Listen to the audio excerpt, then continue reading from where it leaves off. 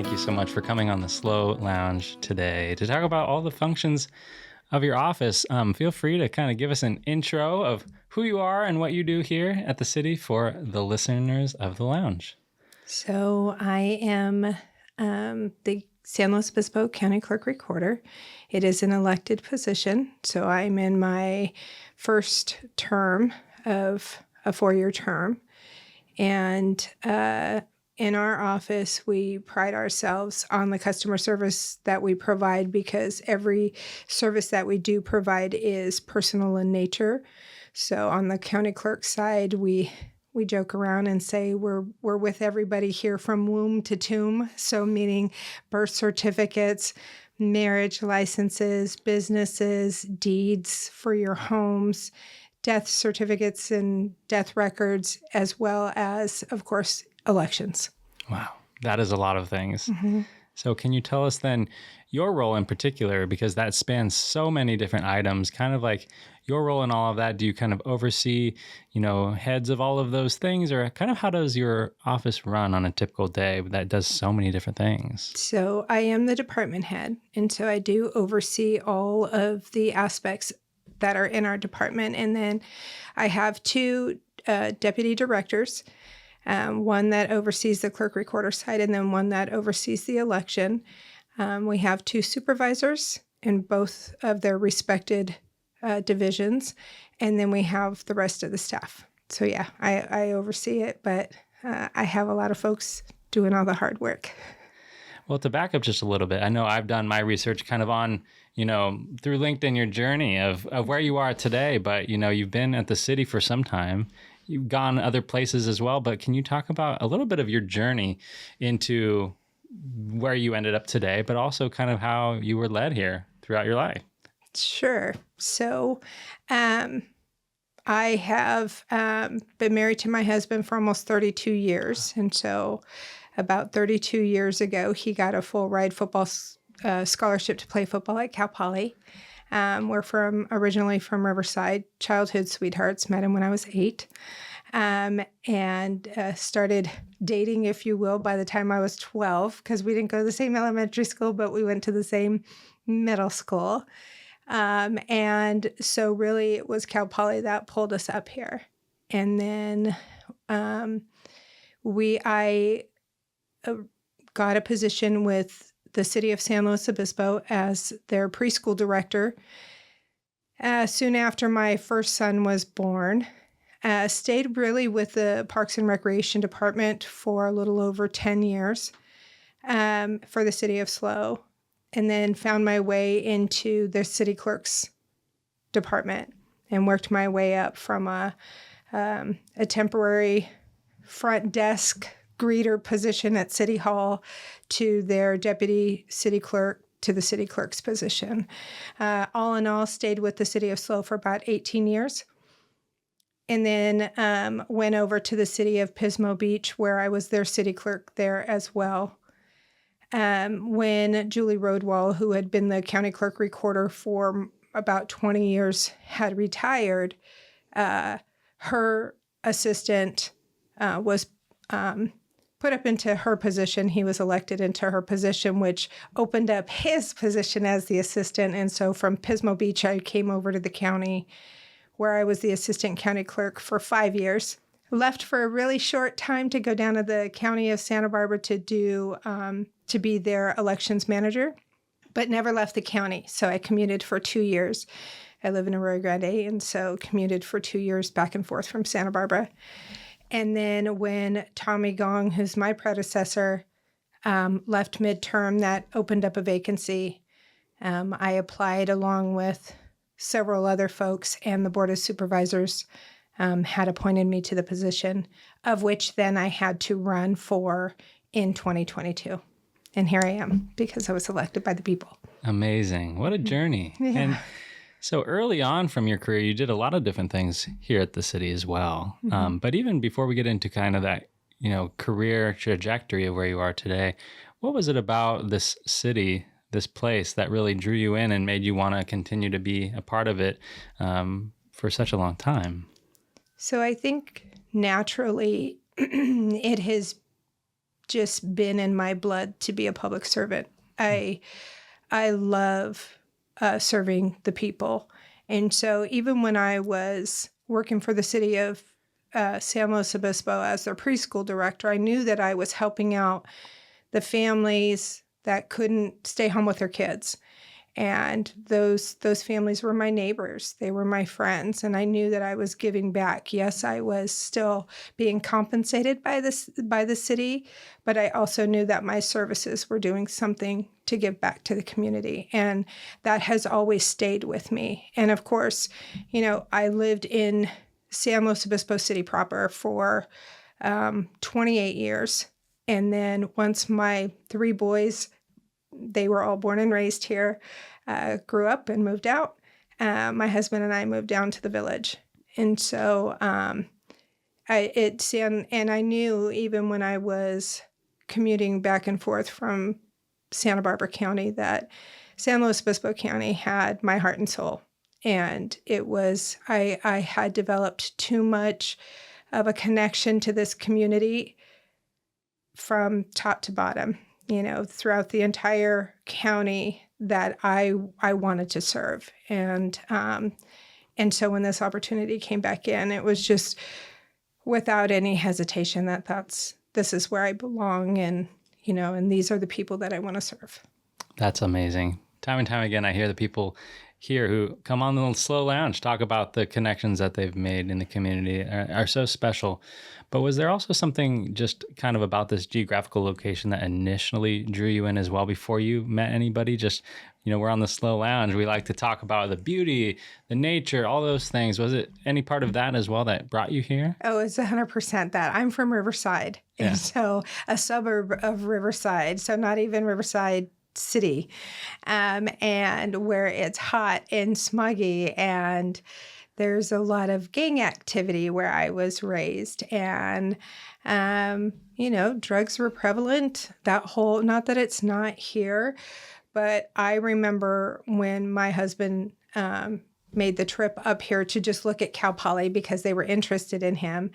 And he called me on a payphone because we didn't have cell phones back then. And he said, this is where we're going to live. We weren't married or anything. And he says, I can't wait for you to see it. And by the time I started getting through and I hit the coast in Pismo, and I was like, this cannot be real. Like the sky is blue and the grass is green. And we get into San Luis Obispo, and we came on a Thursday where it was farmer's market, and I just kept thinking, oh my goodness, violence is going to have to happen here. Like this does not happen in Riverside where a bunch of people get together in an open public area and something doesn't go sideways and nothing happened. And then we'd go back the next time and it was just like, still nothing is happening. This place is perfect, and driving around the entire county, we didn't have a lot of money early on in our marriage. And so raising our boys, we did everything possible to take them down to the creek, take them to Montana Duro, take them out on trails and go experience all the things that San Luis Obispo County has, and it's all free and it's right here. So why travel anywhere else but here, because there's always something new, and so we definitely took advantage of that. And like I said, 32 years now, and we haven't looked back. That's incredible. I too had that same experience of discovering this place and realizing all of the opportunities to connect with your neighbors. Just yesterday, I was at the Monday meetups in the park. There's so many things, and it's beautiful, and it does feel very safe and just very welcoming here. Oh, yeah. I love to hear that. Yeah. So fast forwarding then, you're going through different opportunities at the city. You go to other cities. You come back to San Luis Obispo.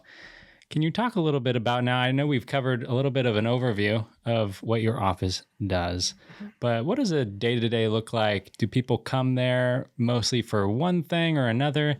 And kind of talk about your, I guess, day-to-day life in the Clerk-Recorder office. So my day-to-day life is much different than my staff's day-to-day life. So in our office, I think that Really, the majority of the people, the customers that come in are there for their vital records, meaning they need a birth certificate, they need a copy of their marriage license, or they need a death certificate. So the majority of the people that are coming into our office is really for clerk-recorder related services. So they need a copy of their deed. They're filing their fictitious business name. They are a notary. They want to get married. They're getting married. All of that happens in our office. And so always on a day-to-day, those are the services that we're providing. And so there's not one over the other that we see a lot of. When the economy does a little bit better and there's homes that are being sold a lot more, or the interest rates go down and people start to refinance, we see the recordings go up. Right now, our recordings are down because houses aren't selling. Refinances really are not happening as often. But we still see a lot of the the clerk side of it with the vital records and the marriages and such. And then, of course, during elections, you would think that we were busy with customers coming in, but we're not. We are mostly busy on the back end, preparing for and getting ready to conduct the actual election. But to actually have members of the public come in and just overwhelm us with questions or anything like that related to an election, that really doesn't happen. It's usually on a day-to-day basis, clerk-recorder related. Got it. I want to make sure we get to the voting preparation side of things, but I didn't know, right before this conversation, we were talking about some of the new rooftop ceremony wedding things that go on there, or just ceremonial items that happen on the roof. Can you talk about that a little bit? That's exciting. Yeah. So during the preparation for our budget, I had posed a question to our staff that I just said, think outside of the box. What do you think that we could do? One, to increase our revenue, seeing that our recordings are down, and two, that would provide a special service for somebody who wants to come to our office, not just because they have a newborn or they need their marriage license or whatever. And so our division supervisor, Amy Webster, just pitched the idea of, why don't we do rooftop weddings? Because we do have a little room, a marriage room in our office, and it's tiny. It fits maybe 4 people, the bride and the groom, and the officiant. And she says, why don't we? The 4th floor is beautiful on the county government building, and it overlooks downtown, the Madonna Mountain, all of the view that it could possibly have. They picked a wonderful spot up there. And so we went with it, and we said, okay, let's ask administration, and our board of supervisors are up on the 4th floor. And so I met with each one of them, and I said, this is what we're thinking. That might be a wedding outside of your office, and they have all glass windows around there. And would you all mind? We'll try it for a couple of days out of the week, not every single day, and see how it goes. And they were all so supportive and so excited to have us up there. So we started piecing it all together, and then before you know it, we offered it to our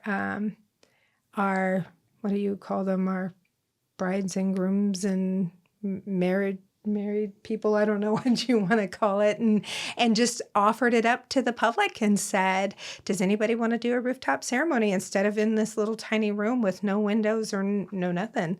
And we've been getting a great response from it. And so we hope that more and more people will take advantage of it. And hopefully next year, as this is progressing and we're not in the midst of an election, what we would love to do is collaborate with our county Parks and Recreation Department and hold destination weddings, if you will, in our county parks. And so it would still, be a collaboration between that department and my department, and offer people. We have beautiful parks around here, and maybe that'll be something new too.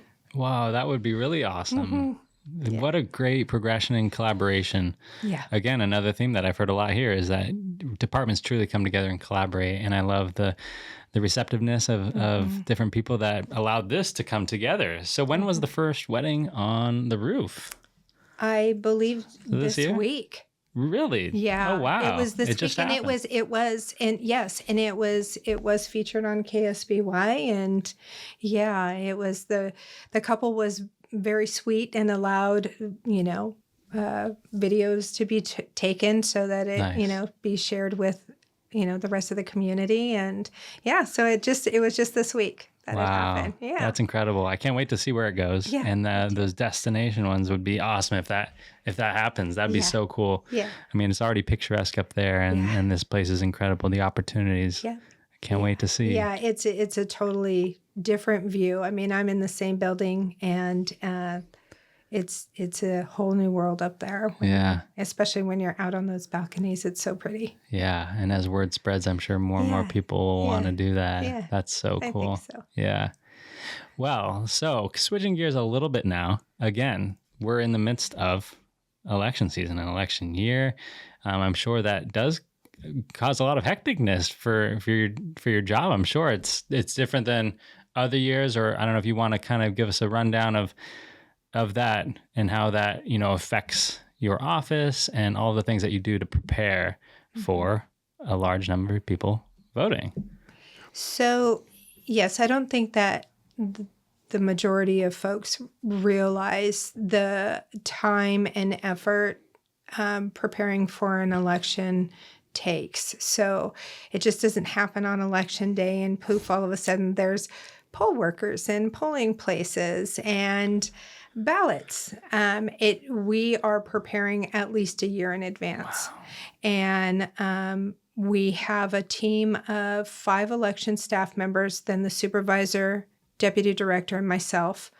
I also, of course, pull in Erin, my public information officer, as well as my deputy director, Clerk-Recorder, Melanie Foster, and then even our administrative services officer, who is like our HR person, our security person.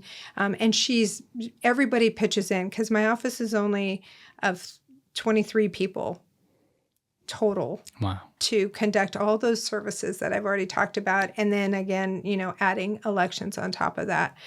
So we are able to hire some temporary election workers, but I think that there's maybe only 15 of them. And they only come on board as we're really getting into processing vote-by-mail ballots. Some of them come on a little bit earlier, but we still have a very small team. So the impacts to the 10 of us that dedicate endless hours, we work 6 days a week. Very rarely do we go home at 5 o'clock. It's a big undertaking, and you're right. We have about 180,000 registered voters in our county, of which, we have to be sure that they get the right ballot types, that they're voting on the correct contests, that they're noticed that there's a seat up for election. We tomorrow officially closes our nomination period for all the contests. And, how do they know that? So it goes back even, 6 weeks ago when we started to notice. We have to collaborate with our cities, because I am not the elections official for each one of the 7 cities. Their city clerks are. So I am the elections official over the county, and then the city clerks are the elections official over their respective cities. But we all collaborate together, and then I conduct their elections on their behalf, as well as the community services districts, special districts, and all the school districts. Wow. Well, let me take a moment to tell you, thank you for taking the time to come here amidst all of those items. You're welcome.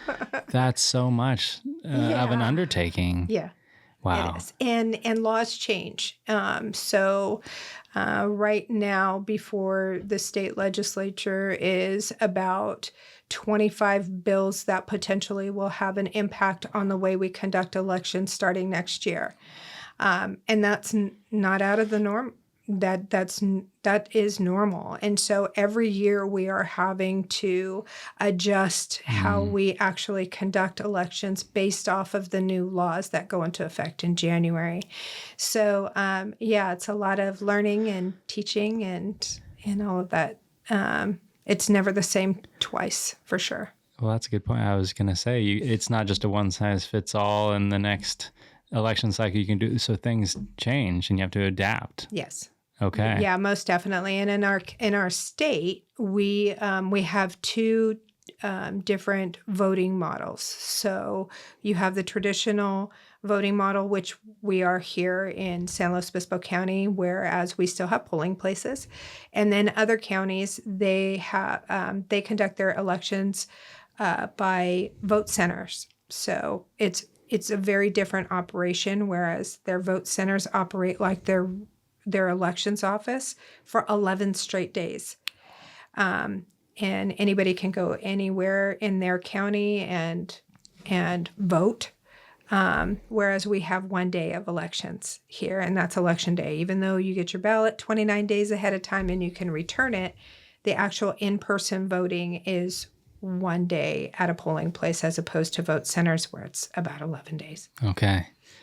So the next question I want to ask is about elections as a whole, because not that I'm personally aware of in local elections per se, but I know a large conversation has happened nationally about making sure that elections happen fairly, incredibly, and that type of thing. So as a leader in this area, what is your role and how do you, I guess, portray to the public that this is, credible process, make sure things are transparent to ensure that people really trust the election and voting process?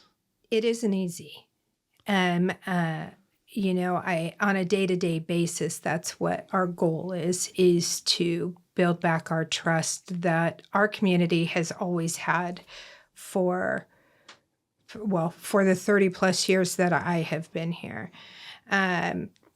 But we've gotten a little shooken up over the last couple of years. And so my job specifically is to try to rebuild that. And how am I doing that? Well, I come and talk to whoever wants to talk to me. I am so incredibly accessible.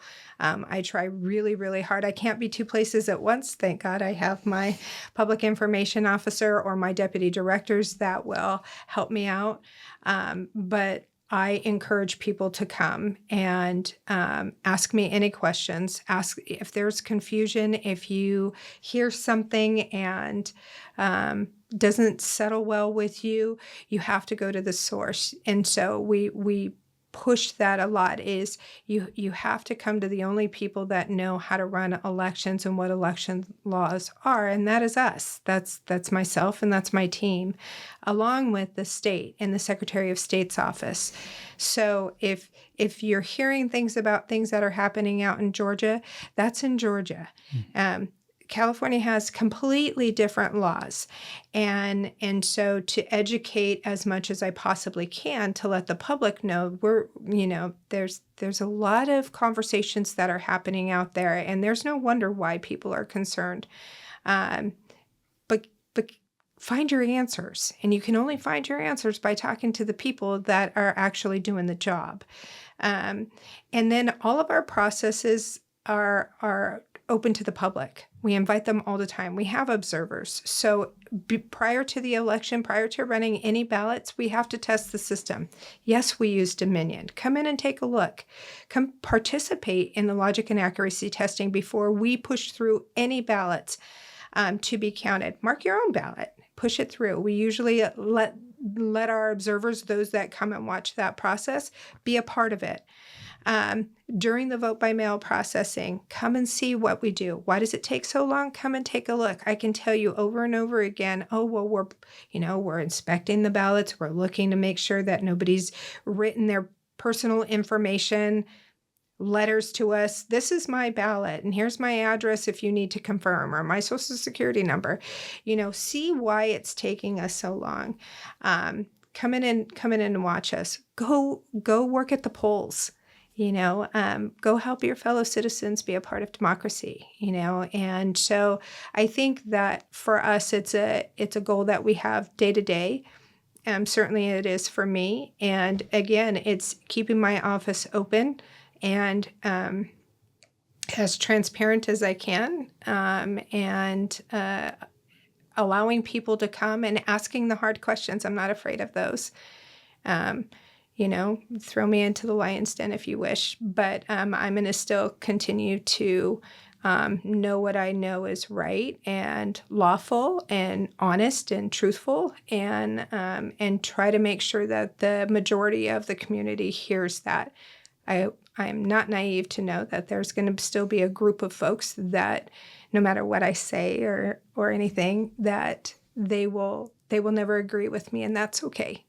That's their right to have their own opinions, but it's not going to prevent me from ever not being their county clerk recorder at the end of the day.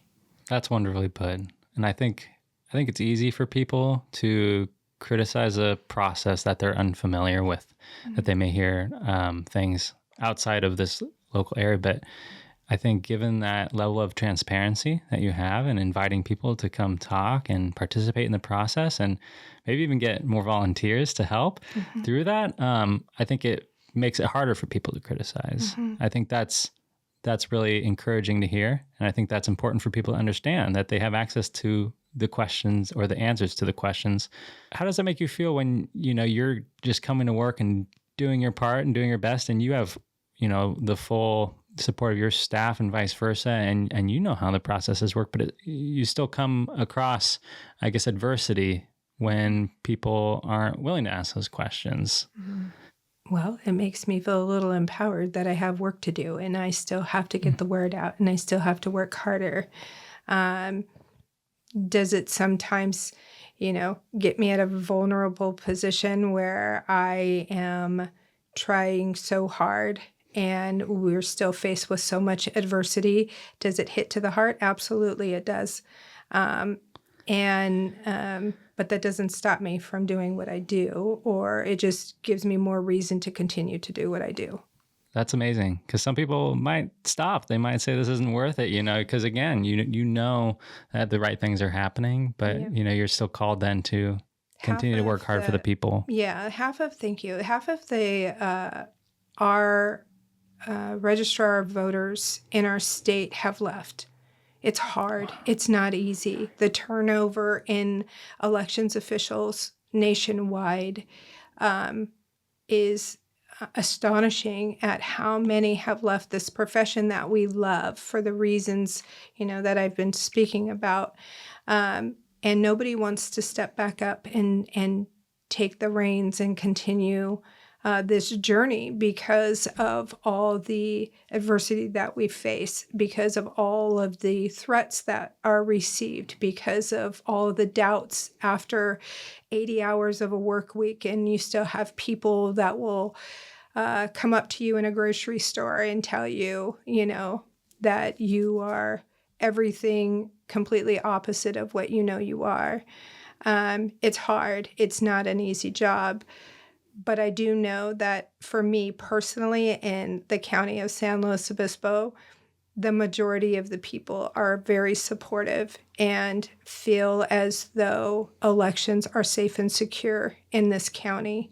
And I know that I surround myself on a daily basis around my staff who also fight for the same things that I do. And so it's a great relationship to have. And so I think that if you have a crack in that, it makes my job, it would make my job a lot harder, but I'm pretty fortunate.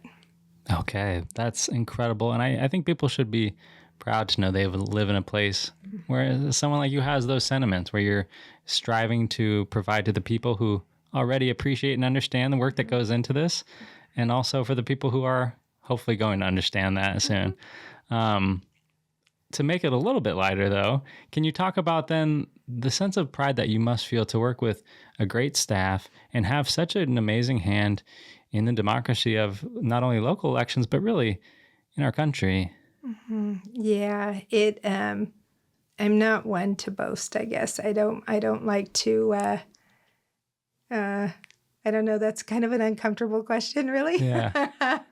But when I think about it, there are 58 counties, which means I am one of 58 in this wonderful state of California, that gets to do what I do. And I'm here because of the vote of the people, not because, I had an interview panel that just chose me to sit in this seat. I had to campaign. I had to talk to people. I had to convince them that I was the right one. And my fellow community members, my neighbors, the people that I go to the store and see, they voted me into office. And that certainly gives me a sense of pride to think, man, I live in this county and the people here are really pretty incredible. And our organization, the San Luis Obispo County,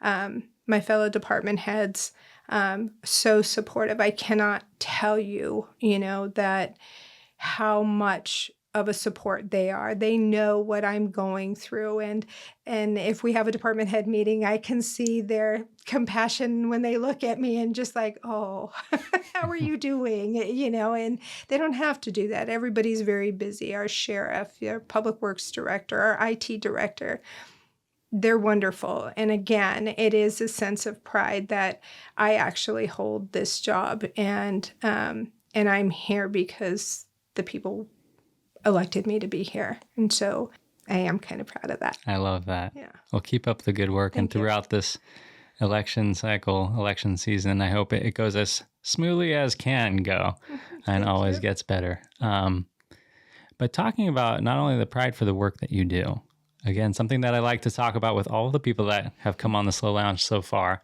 And you've already talked about some of the things that you've really appreciated about this community, whether it's the people or the things that you like to do. Can you talk about some more of those? And I like to ask people what makes for the perfect weekend in San Luis Obispo. So I live in the village of Arroyo Grande. So my perfect weekend would, yes, definitely be waking up. I live in a 124-year-old Victorian little house. And so we have a porch with rocking chairs, and to be able to have my coffee in the morning and watch those that are going to and from Lopez Lake, because they have to drive right in front of my house. And, I enjoy doing that. And then walking into the village and go to Heritage Park, where there's concerts on Sunday, or visiting all of the little shops that are in the village.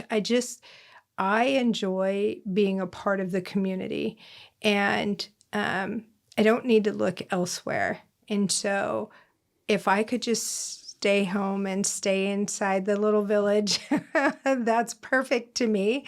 We do come into SLO often, and even though I work here, I don't go downtown all that often.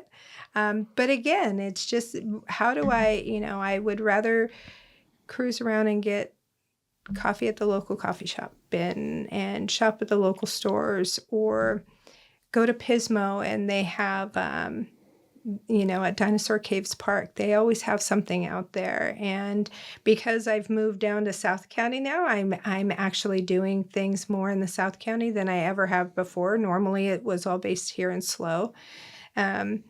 But yeah, I love drives up the coast to Cambria and going to Lynn's for my lollyberry pie and my vanilla ice cream, and stopping off in Cayucas at the brown butter cookie company. Obviously it's all about food, or wine. I can stop for a glass of wine every now and again as well. But yeah, we really, really utilize every part of this county, North County, going out to see the flowers in California Valley and when those are in bloom.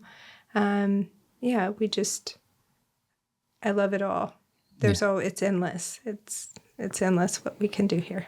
Yeah, that's a great point. And it's also fun because there's such a plethora of things to do here. I hear from everybody. It's never the same answer. I haven't heard driving up the coast of Cambria, another thing I love to do. Mm-hmm. I'm glad you're getting back so much from this community that you give so much to yourself. Is there anything before we go that you really just want the community to know about you, your office, or about this place we call home? I think that the one thing on a personal note, I suppose, is just, for everybody to just take a minute and look around where we get to live. I've seen this license plate frame, and it said, "I live where you vacation." And I love that. And I think we're so lucky, and it takes all of us. We could still live in this beautiful area and have horrible people around us, and we don't. And so I would hope that people just take just a minute just to take a look around and soak up where we live here and appreciate it on a professional basis. Trust us. We're doing everything that we can to ensure that every vote is counted, that elections is held with the utmost integrity here.